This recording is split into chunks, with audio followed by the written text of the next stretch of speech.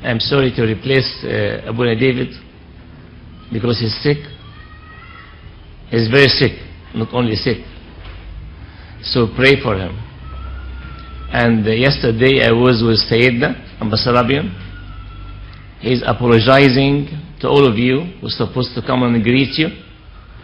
But today it happened to be the first anniversary for the departure of Abuna Antonio Shenan Al Valley. So I apologized. He told me to apologize for all of you that will not be able to come and greet all of you. I decided, God's willing, to start with you a topic which is really important for all married people. أبونا مش موجود طبعا، مش كده؟ أبونا مش هنا؟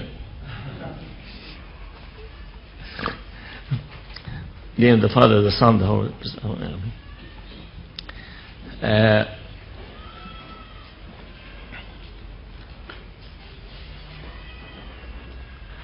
Could any man, if I ask him, what is romance, could he answer? This word for a man as if it's coming from another planet.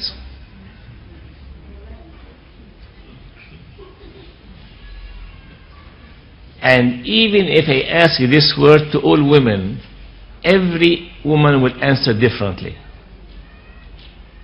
And still, they want their husband to understand. The word romance is so difficult to define. Could anybody tell me what's romance? All the stuff that men do not do.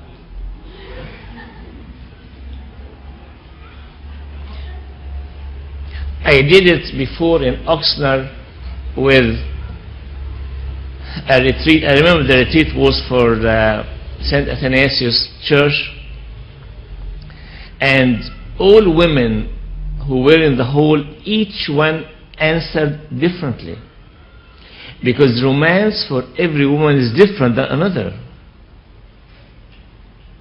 That's why you have to explain to your husband what does it mean to you, or else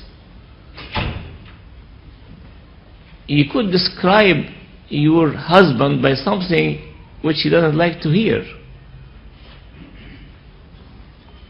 Maybe some of you understand what is affection, but romance is a very difficult word. And in these days, I am seeing nearly every week a case of extramarital affair. It is on the increase. And one of the major causes for that is unmet needs, especially in the area of affection. I will tell you something about my fellow men, we as a gender. Most men, regarding expression of feelings, are handicapped. Most men are handicapped regarding that area of expressing feelings. So women, be merciful with your men. Either you teach them how to be affectionate according to the way you like it, because you don't read in a crystal ball. Some men are touchy-feely, some men. And maybe, I hope all of you knew that affection is the expression of emotional love.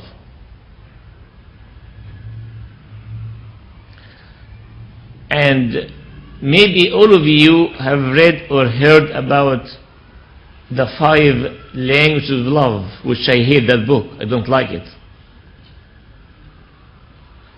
But I love what the Bible has said about the languages of love.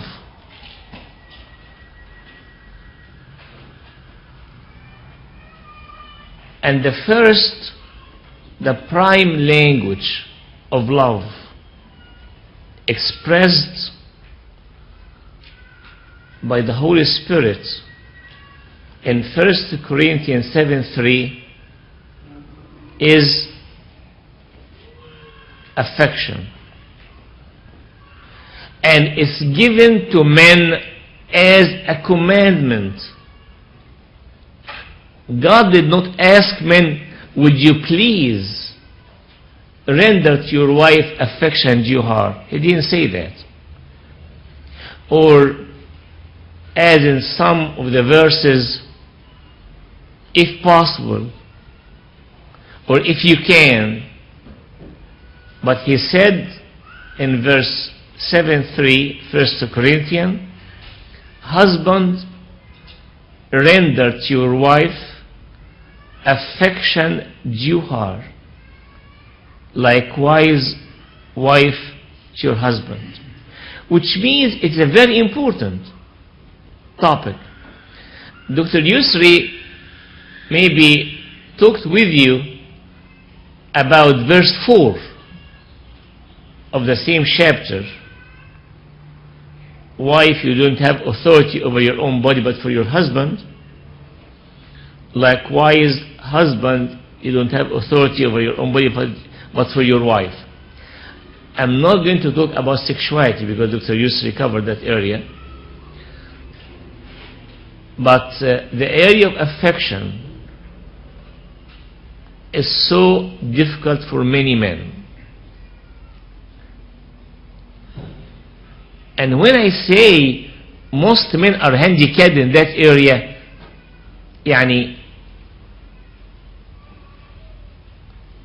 are you sitting close by, husband and wife, husband and wife?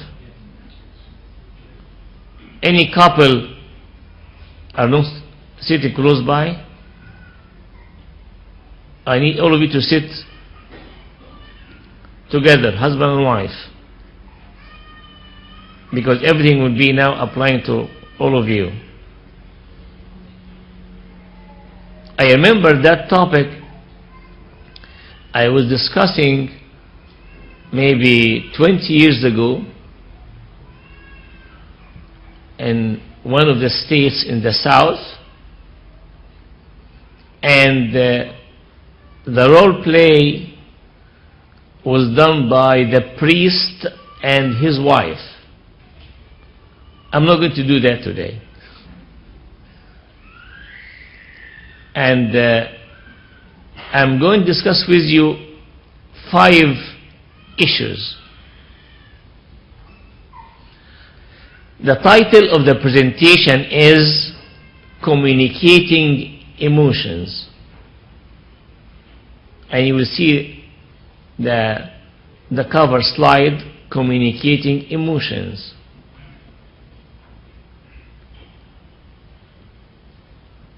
What do you see? The picture, what do you see?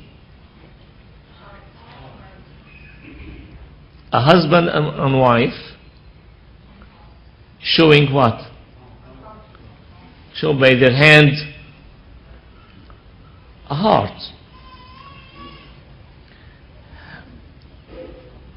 Why affection sometimes is seen during engagement, and when we start our marriage it gets less and less and less till the marriage becomes so dry, withered. affection is the prescription of God to marriage. Without it, marriage will be tasteless. Even if you are the most spiritual couple, without expressing affection every day, your marriage is going to suffer. Who is the most expressive of his affection known to every one of you? Who is the most expressive of his affection, and all of you know that about him?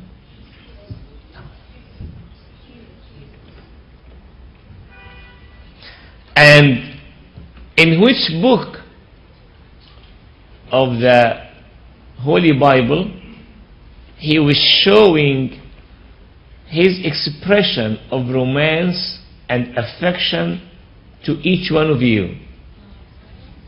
Which book? The whole book is about affection and romance between the beloved and each one of you.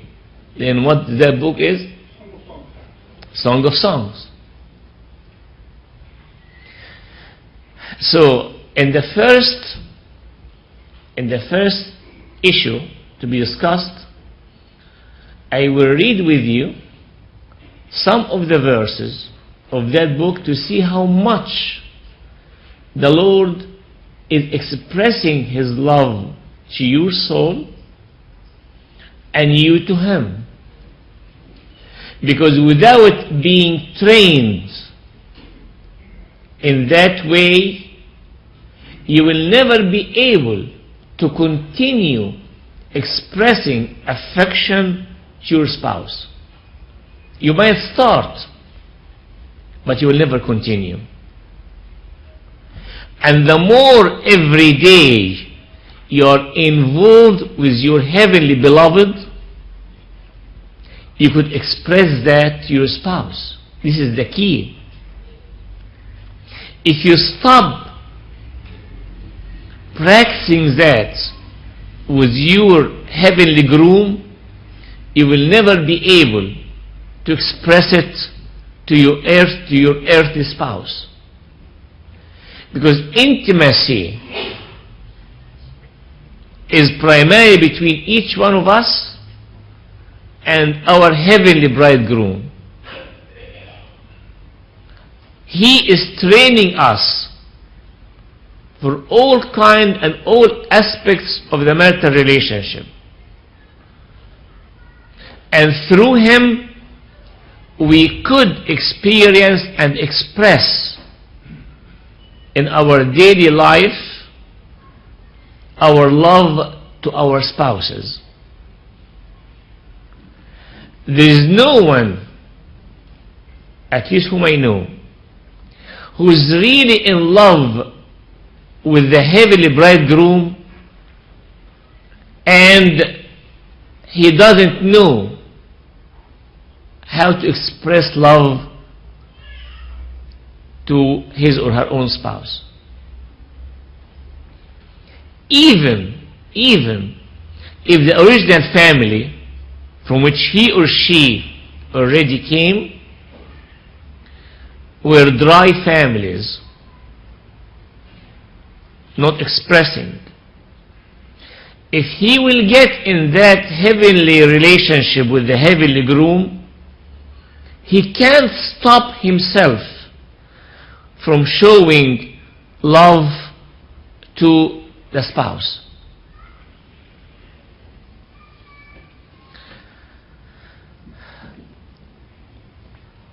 One of the most dry spots in North America is a certain city famous of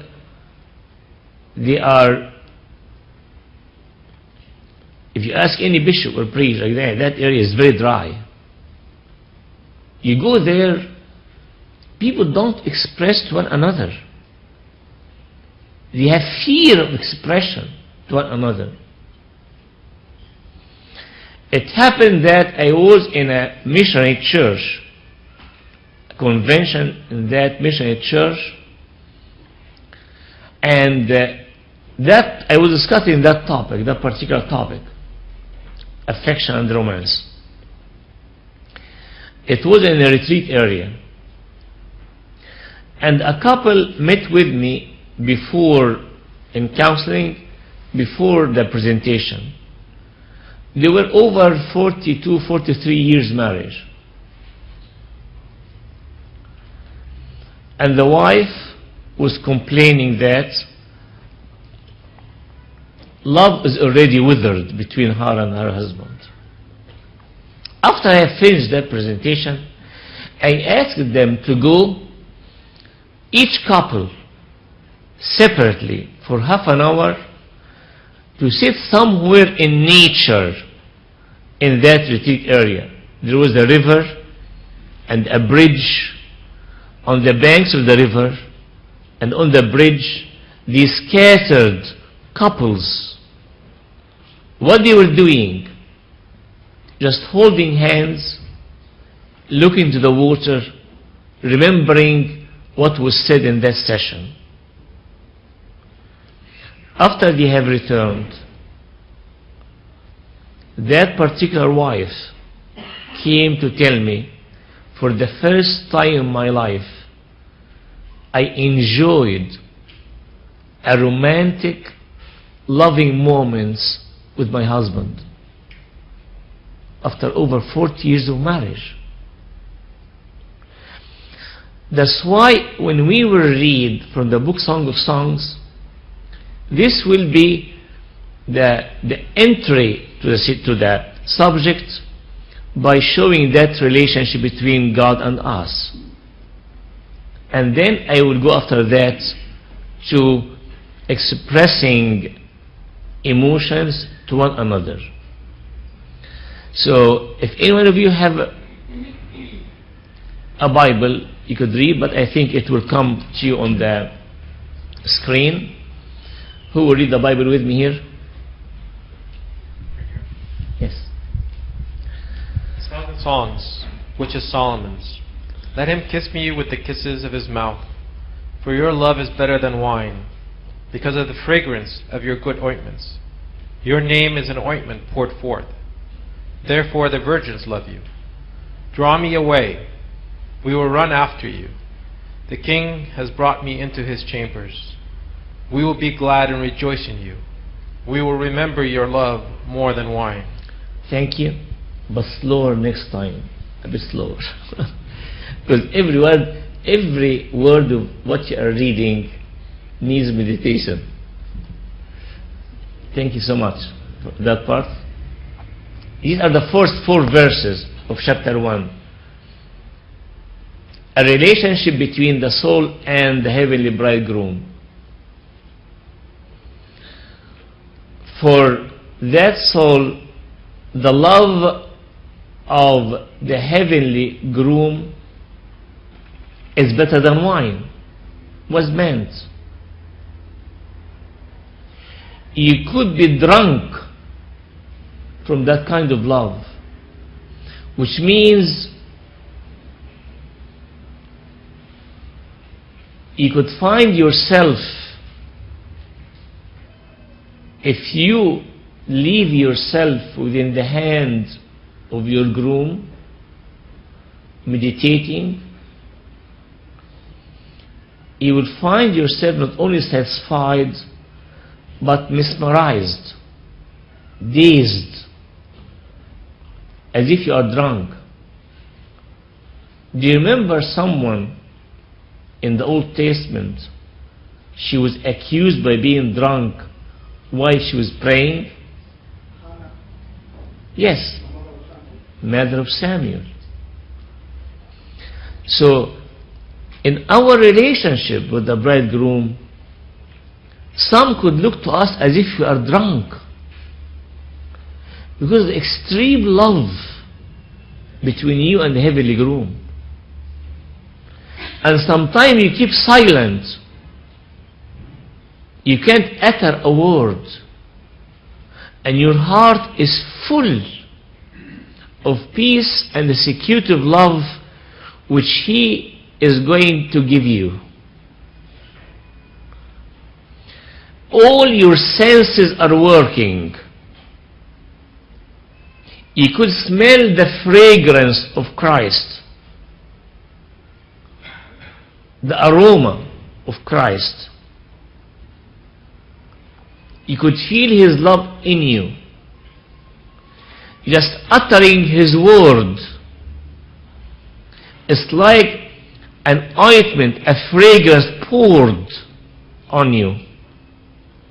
And then, because of that introduction, she told him, please, take me, draw me, take me into your own chamber. What is the chamber? This is the place where she is going to be alone with the bridegroom. A place where you're going to pray, a place where you're going to meditate, total calmness, and He is going to feed you, nourish you by His love for those who are hungry and thirsty for righteousness. He will do that. So draw me away, take me. And He did that for her, to spend time with Him. And all the other virgins were following. She was an example for them. And everybody admitted that His love is better than wine in the effect. Moving to verses 14 and 15 of that chapter. My beloved is to me a cluster of henna blossoms in the vineyard of En-Gedi. Behold, you are fair, my love. Behold, you are fair. You have... Is this 15, 16, or 14 and 15? 14 and 15.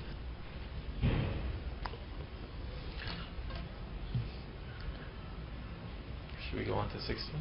Say 14 again, please. My beloved is to me a cluster of henna blooms. What's the verse before that?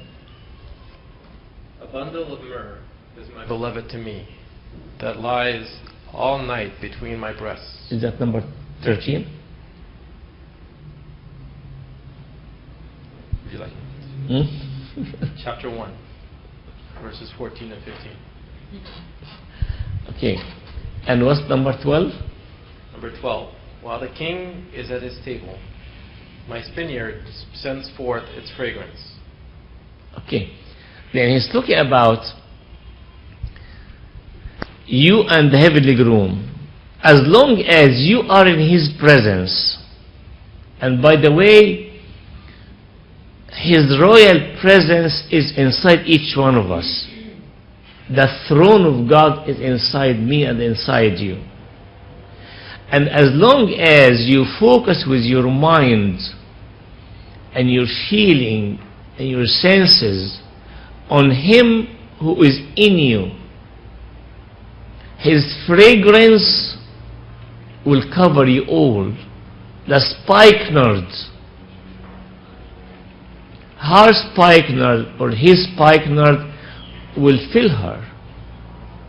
She will smell His own fragrance. And then to her is a bundle of myrrh. A myrrh is white flower.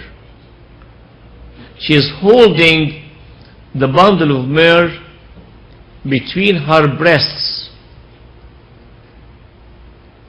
She wants to smell Him.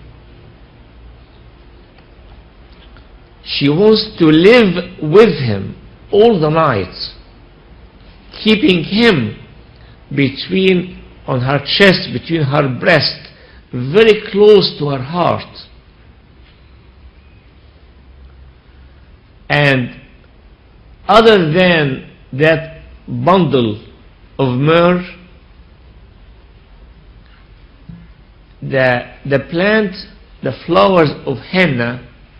What's the color of henna?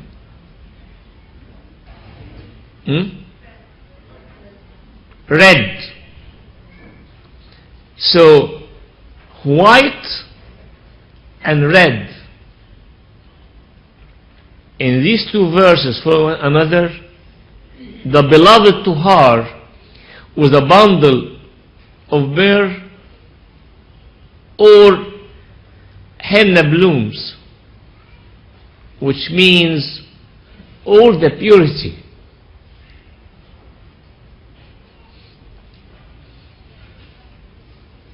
And all the blood sacrificed for her.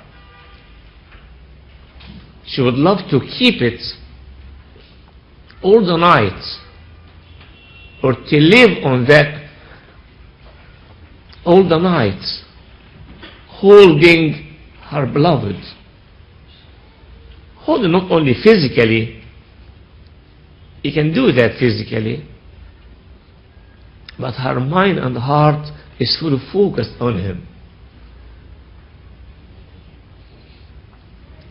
Going for chapter 2. Chapter 2, I wish if everybody will read chapter 2 from the beginning to the end. It shows how the Lord have chosen you to be His love, to be His own love, because He's calling you love and you are calling Him the beloved. And how is looking to each one of us as the only one. He could give Himself fully to each one of us.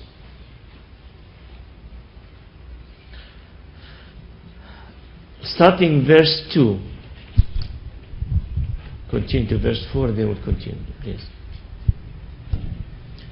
Like a lily among thorns, so is my love among the daughters.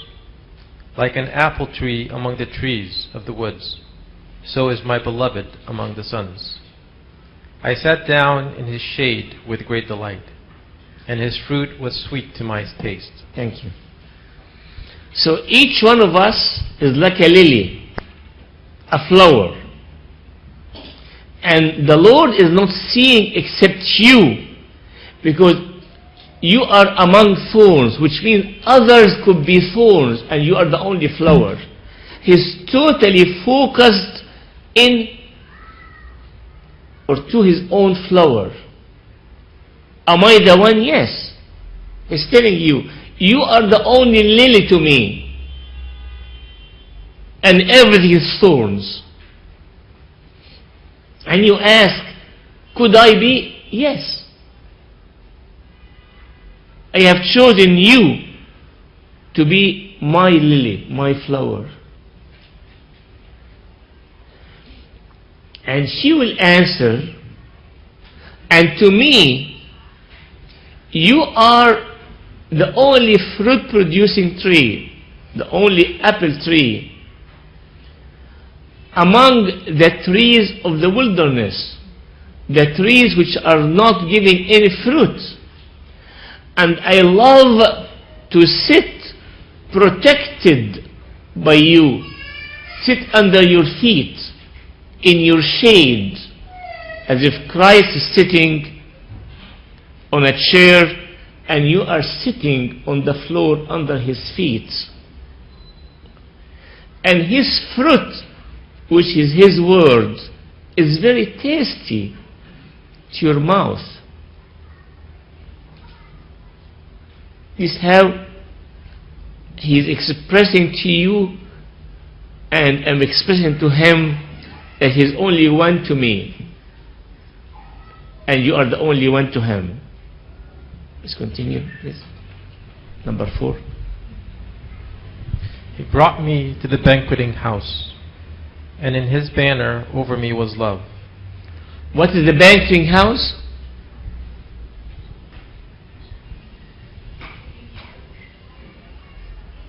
and his banner over me was love. What is the house of love? The church. He brought me into the banquet of love, the banqueting hall,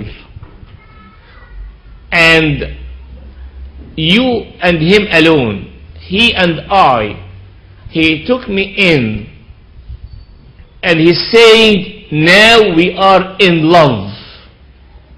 I'm going to show you my love. The best place to show that love is here in the church,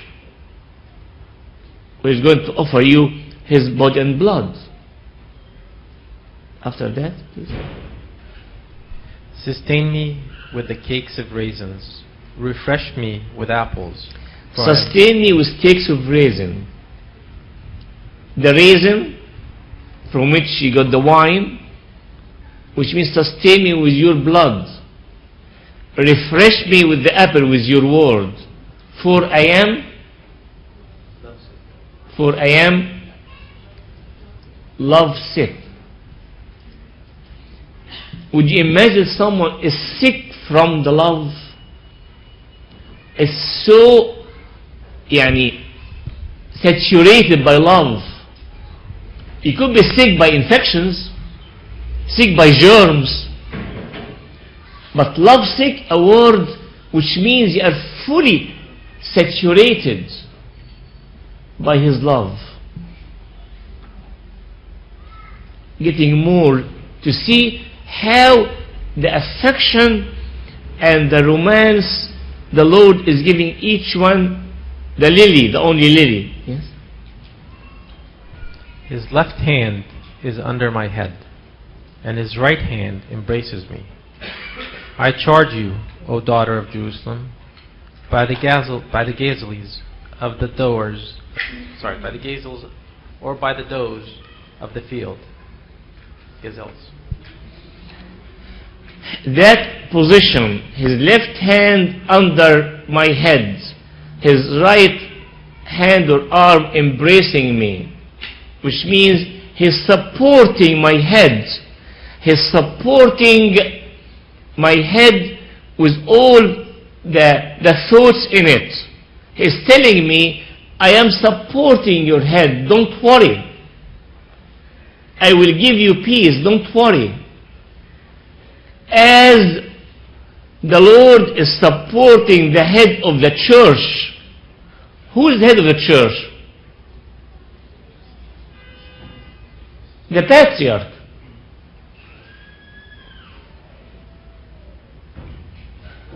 The Lord Jesus Christ is supporting always by his left hand the head of the church, the one who was and the one who's going to come. Is our faith. And by his right hand is embracing the whole church, because this book Song of Songs is between the Lord and the church, or the Lord and each one of us. So you are in an embrace of love.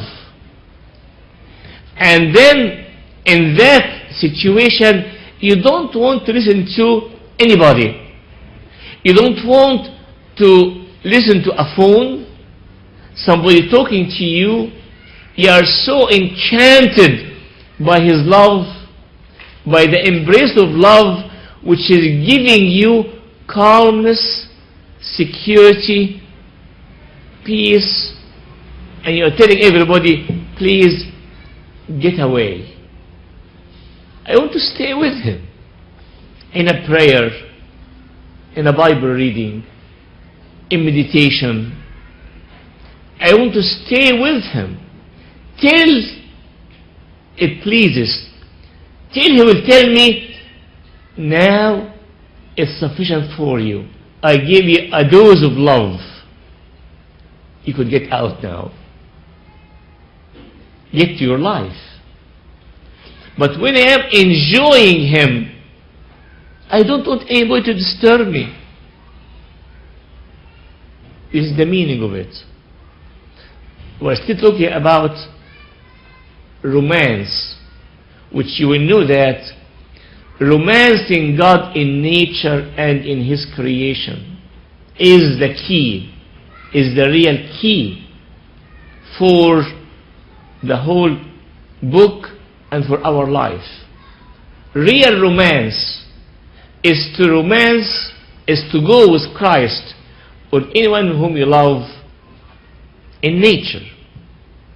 And that book is full of nature, as we're going to see now. Let me continue, please. The voice of my beloved, behold, he comes, leaping upon the mountains, skipping upon the hills. My beloved is like a gazelle or a young stag. Behold, he stands behind our walk. He is looking through the window, gazing through the lattice. My beloved spoke, and said to me, rise up, my love. At verse 10? That's right. Okay. I will pass by the other two verses because it has so many meaning. I will focus on that verse now. What he is telling you now. Yes. My beloved spoke and said to me, rise up, my love, my fair one, and come away. For lo, the winter is past, the rain is over and gone. He's telling each one of you now. Do you remember when you were young, you have a baby, and you could sit and open your arms, and your baby is sitting, tell him, come, come. And then he will start to move as a toddler, and he come running towards you, and you take him or her between your arms. Do you remember that? حد فيكم عمل كده قبل كده؟ انتوا مش مخلفين كلكم؟ Now just imagine when you are sitting, ask your baby, come habibi, come, come. And he will come running, running, running, he will jump between your hands, between your arms.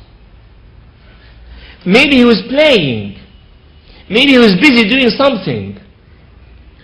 Then the Lord is saying, rise up.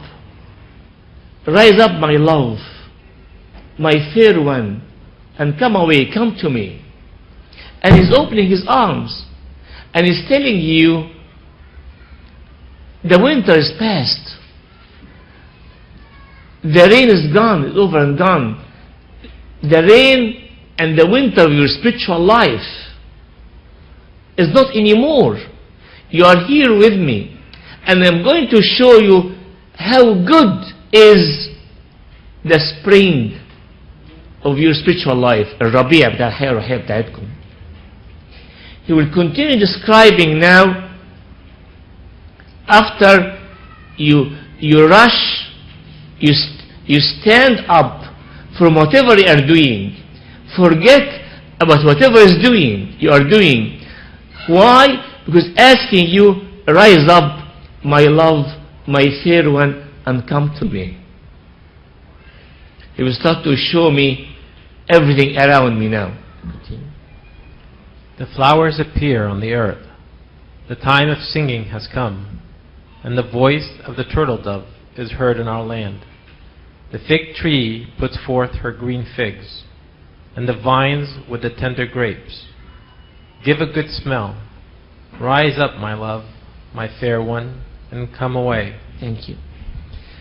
So, if I will respond to him, I will leave whatever I am doing. Some of us are so involved in problems, in worries, and I will tell you, don't worry. I will show you now how good is the spiritual life with me. But just come to my arms. Look around you. The whole place around you is full of flowers. Aroma of flowers. Time of chanting and singing has come. The peace, the turtle dove, the peace is all over the place now. If you are between my arms. The fig tree, the vines, the vineyard, is getting you a smell, fresh smell of fruits. I am the one who is going to plant these fruits inside you. And then he will reassure, rise up, my love, my fair one, and come away, come to me. Continue, please. Verse 14. O my dove, in the clefts of the rock, in the secret places of the cliff, let me see your face, let me hear your voice, for your voice is sweet, and your face is lovely. If you are hiding from God, if you are hiding between the cliff of the rocks, if you are hiding behind walls and walls of hate, forgiveness, whatever walls you are doing, if you are hiding from Him, thinking as if He's not caring about you, He's telling you, my dove, why you are hiding from me? I wish to see your face. I wish to hear your voice. For your voice is sweet, and your face, your countenance is lovely. He's looking to each one hiding, frightened from whatever around. He's telling you, I am waiting for you. I am waiting to listen. Your voice is so sweet to me. And your countenance is so lovely to me. This is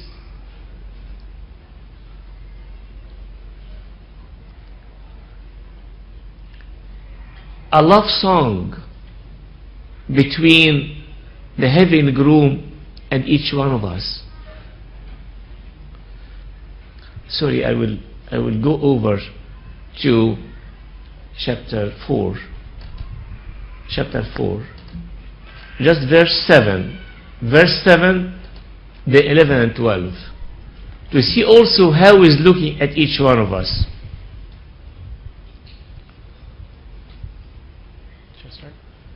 Chapter 4, verse 7. You are all fair, my love, and there is no spot in you. He's telling each one of you, separately, individually. He's not saying to you as a group, no. Each one separately. You are all fair, my love. You are all fair, without any spot, without any blemish in you. How is He going to see us this way? Because He's looking to Himself inside us, the Holy Spirit inside us. Irrespective of what we are doing from behavior, irrespective of our sins, He loves each one of us so much. So He's seeing us as if we are all pretty. We are all fair in His eyes. As a mother looking to her baby, irrespective of his features, she thinks that he is the prettiest of all. He's looking to each soul of us as saying, you are all fair, my love. But I have so many spots. I have so many sins. Say, no, I know beforehand I'm going to cleanse these. Because when you will come to me, I will attract you by my love. You will want to repent. And I will cleanse you. Verses 11 and 12. Please. Your lips, O my spouse, drip as a honeycomb. Honey and milk are under your tongue, and the fragrance of your garments is like the fragrance of Lebanon. as if every word I'm saying, as if it's honey dripping. But I'm not. I'm saying a lot of idle words. But he is sure that he will put in me his own words, and my mouth will drip like a honeycomb. Under my tongue, milk and honey, which means whatever I'm saying is going to benefit like milk and sweet like honey. Compare that to me and to you if I say something which is bad. But he has hope in me. And then we'll continue, number 12. A garden enclosed is my sister, my spouse, a spring shut up, a fountain sealed. You to Christ is a garden enclosed. He is the only one in that garden, and he will plant in that garden all kinds of fruit producing trees and trees which are getting fragrance and aroma all over the whole place. He is the only one in that garden, which means you have chosen him to be the beloved of your life. And to him, you are his own garden. And he will continue from 13 to 15, all kinds of trees, of fragrances. He's going to put inside each one of us the virtues, the fruit of the Spirit. He will plant inside us whatever. And I am the one who has to care of that. Sometimes I see, Lord, I'm so withered I'm so dry from inside. Yes, you have planted these, but I don't smell it. Do you know, I smell it. He will tell me that. I am the one who planted these, and I will care about it. Verse 16, please. Awake, O north wind, and come, O south. Blow upon my garden, that its spices may flow out. Let my beloved come to his garden and eat its pleasant fruits. If you are a garden full of fruit-producing trees, anybody here who has an apricot tree in his garden? حد فيكم شاف an apricot tree at the time of the summer? You will smell the apricot from a mile away, and then when it becomes so ripe, it drips. It becomes so soft and it drips certain aroma. So when he is saying, I don't mind winds from the north, winds from the south, tribulations, temptations, your aroma inside me, of what you have planted inside me, will smell. Oh my groom, come to your own garden and eat from your own fruits. When you are going to the communion, take communion, remember, do I have fruits? Oh, I am so withered. If I feel dry, I tell him, oh Lord, I am coming to you. Come to renew these fruits inside me. Touch these plants so it become green again. These are your own fruits. It's all between you and your heavenly groom. This is the real romance. This is the real affectionate words between two who are in love. Your soul and Christ, who paid his price for each one of us. Chapter 6, verse 2, please. My beloved has gone to his garden, to the beds of spices, to feed his flock in the gardens, and to gather the lilies. When he will enter inside his garden, he comes inside me, to see the beds of spices which he has planted. My mind is a bed of spice. My feeling, my will, my conscious, my subconscious, my senses.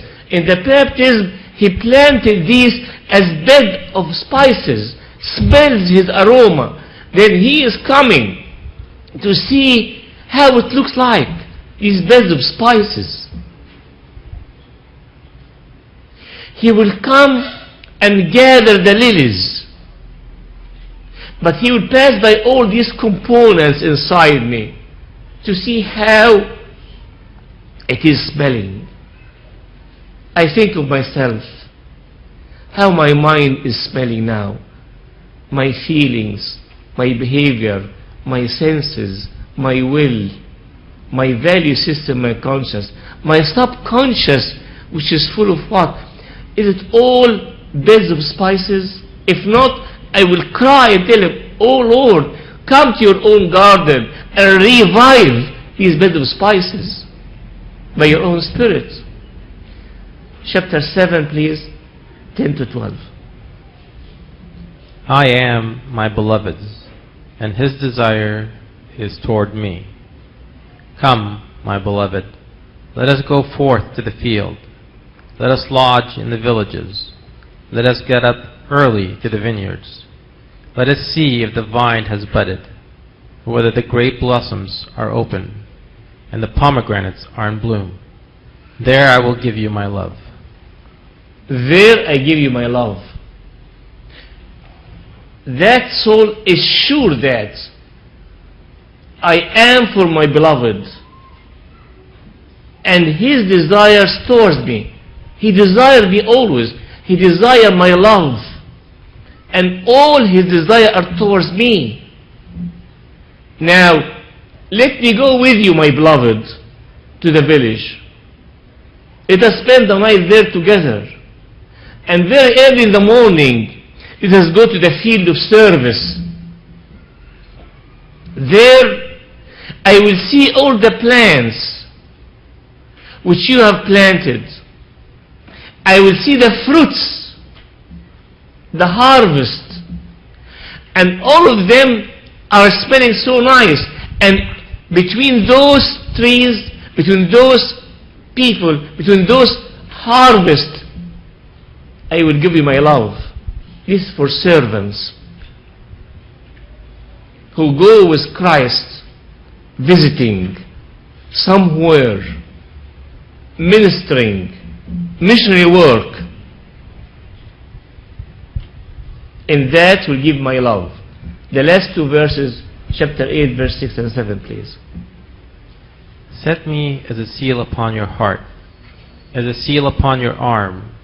For love is as strong as death, jealousy as cruel as the grave. Its flames are flames of fire, the most vehement flame. Many waters cannot quench love, nor can the floods drown it. If a man would give for love all the wealth of his house, it would be utterly despised. Okay. These are the most famous verses in the whole book. Set me as a seal in your heart, which means, Lord, put me as close as you can on your heart, which is pumping love to me. I wish to feel, to hear, to be as close as possible to your heart. Every pulse of your love, I wish to be so close to you. Set me as a seal in your arm, which means I want to be attached to your arm of power because I'm so weak. Close to your heart, to your love.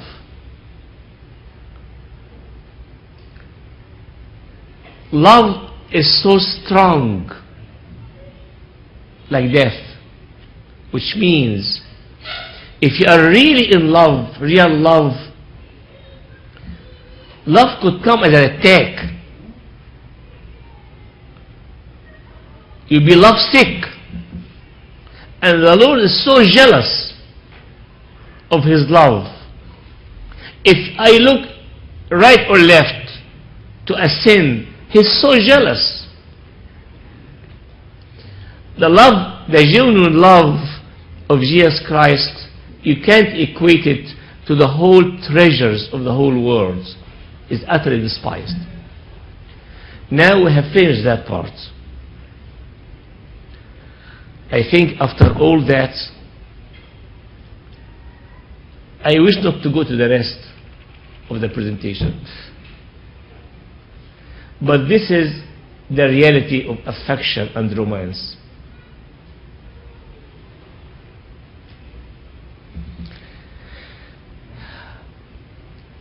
I will come to the reality of our life now. If you are full of that, you could easily express to your spouse. I need 2 volunteers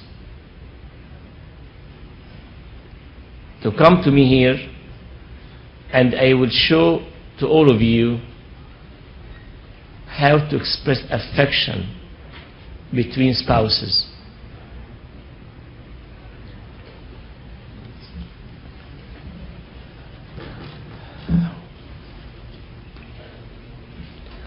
I told you, if you are full of love of Jesus, you could express to one another. Expression of affection must be on daily basis, with the companionship from day one of your marriage till the end. What happens after a few months, we are getting busy with the children, we are getting busy of whatever we are doing, and we forget about one another. Affection is touches of love, holding hands,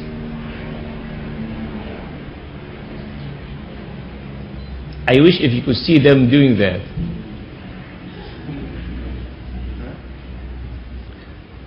Holding hands while you are walking or sitting would show exactly how much you love your partner.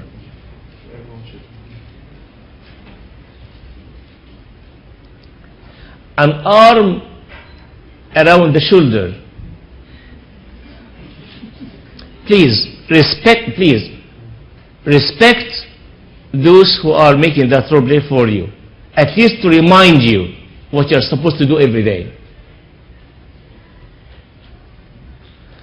An arm around the waist. The most intimate is for a husband to touch the hair of his wife.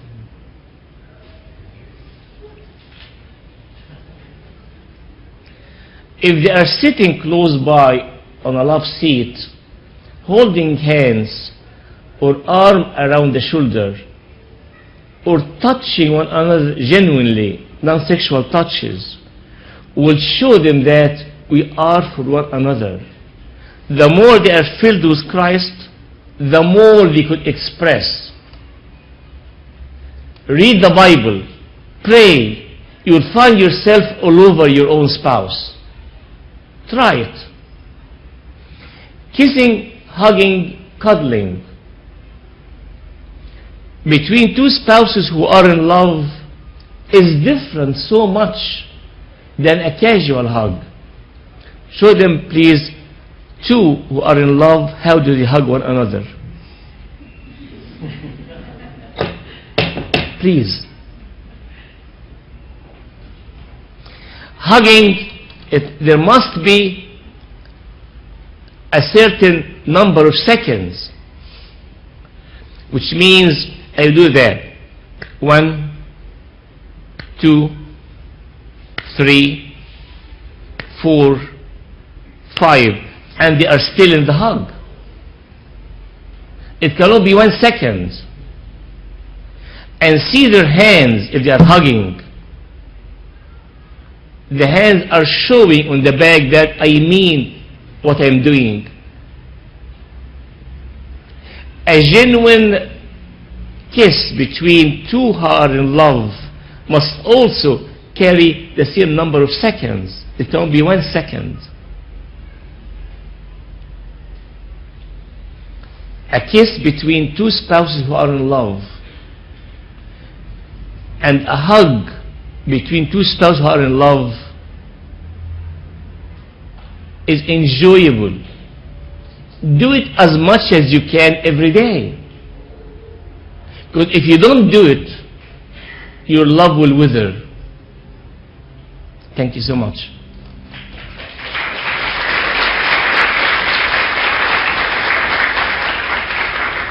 Actually, they need a present, a gift from the whole group for their courage to express that.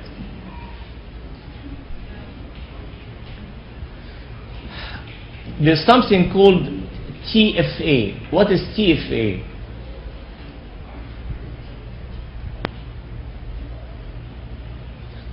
Thinking, feeling, acting. What is the picture you are seeing here under TFA? What is the mood of the wife? And what is the husband doing? Imagine a wife is so sad or crying or has mood is depressed. She needs, her husband could be putting his arm around her, but his eyes and attention is to something else. TFA means you have, during communication of emotions, you have to adjust your frequency, your wave, your mood to the mood of the one with you. If you are in a thinking mood and she is in an emotional mood, she's crying, she's sad, which means emotions, and you are into the logic, there will be no communication. You have to go to the frequency of feeling so you could understand and express to her and she could express to you. Adjusting your wave to her wave to your wave. If you are in the logic, she has to speak in the logic and then go into the wave of feeling. Some people are primarily thinkers, but they have feelings too.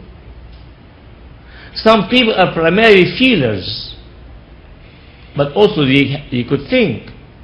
Some people are primarily, they act impulsively without thinking or feeling.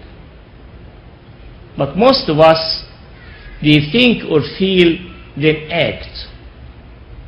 So it is very important to train yourselves how to adjust yourself on the wave of your spouse. If he is into the logic 1, 2, 3, 4, he can't go whining and crying. But if he is sensitive to you, seeing you crying, he has to leave his logic and go into the feeling. Then expression of emotions, understanding will continue. This adjustment needs empathy. You need to empathize, to put yourself in the shoes of your spouse, to go into the inner field, inner world of his feeling or her feeling, his thinking or your thinking, with children or adults. Empathy is a skill you develop, but be careful in any communication. If someone is in a mood of feeling, you have to communicate with him or her in that particular mood. Attend to the feeling and then take both of you to the logic after that. What's next? LUV. What are you seeing? How big is the man on that scooter? The wheelchair.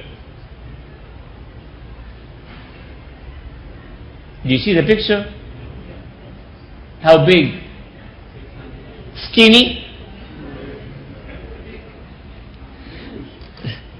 And he is ordering drive-through. He is ordering from, say, McDonald's. So he's ordering. Say, if this man will ask the one through the microphone, I need 3 Big Mac and a big fries and a big Coke.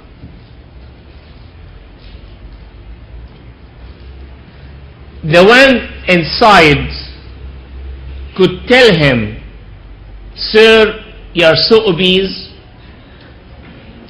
3 Big Mac could kill you, a big fries could destroy your health, and why do you take big Coke? Could she say that to him? And if she will say that to him, what will happen to her? They will fire her. So irrespective of what he is ordering, she will listen carefully, she will understand the order, then validate the order.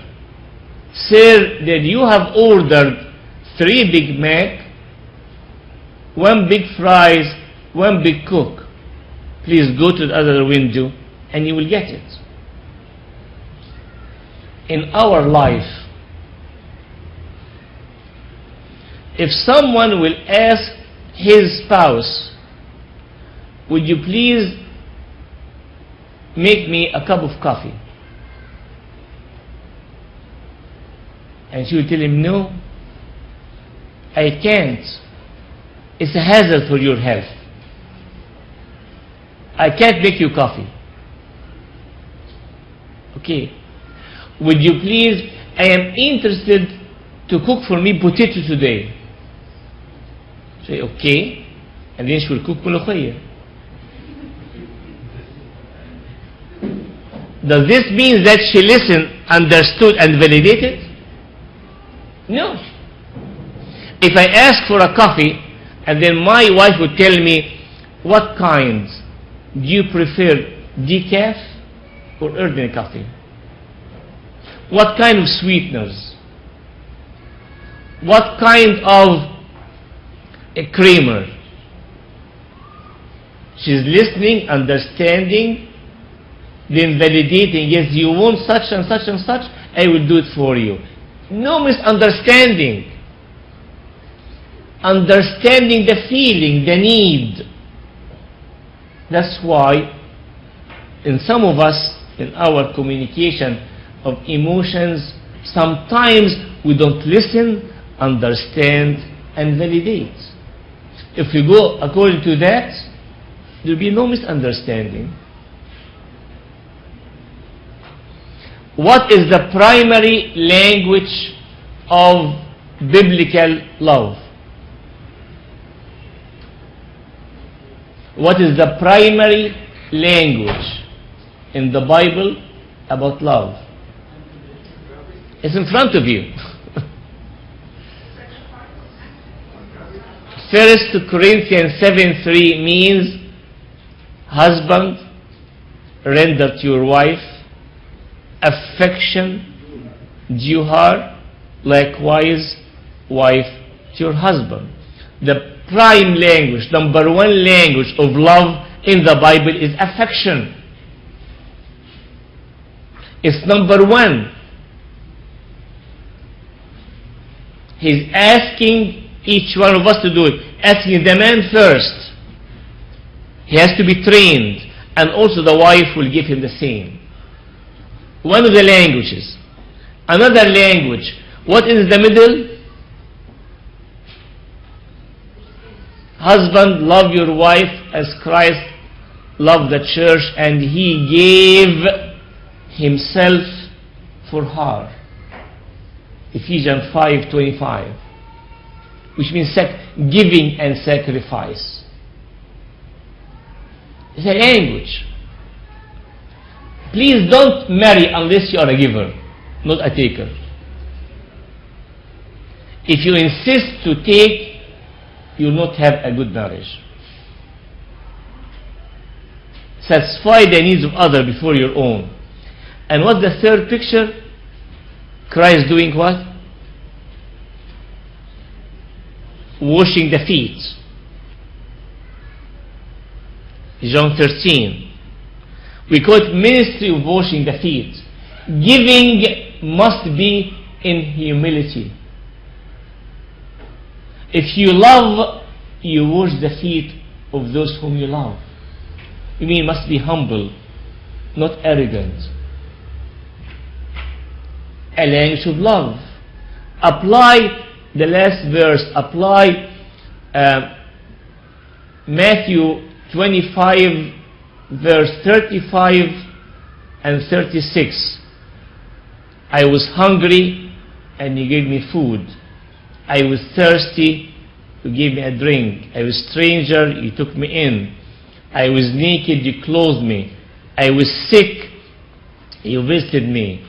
I was in prison, you came to me. Could this apply to marriage? Yes or no? Yes.